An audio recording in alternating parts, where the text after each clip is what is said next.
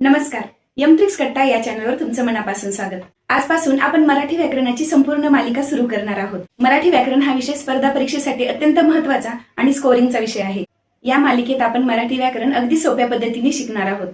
या मालिकेत आपण शिकणार आहोत वर्णमाला, स्वर, व्यंजन, समास, संधी, विग्रह, शब्दांच्या जाती, नाम, सर्वनाम, विशेषण, क्रियापद, तसेच वाक्यरचना आणि खूप काही.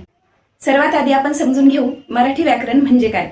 भाषा योग्य व शुद्ध पद्धतीने बोलण्यासाठी, लिहिण्यासाठी जे नियम वापरले जातात त्या नियमालाच व्याकरण असे म्हणतात. उदाहरणार्थ, जातो मी शाळेत आज असं जर वाक्य आपण म्हटलं तर त्या वाक्याचा अर्थबोध व्यवस्थित होत नाही.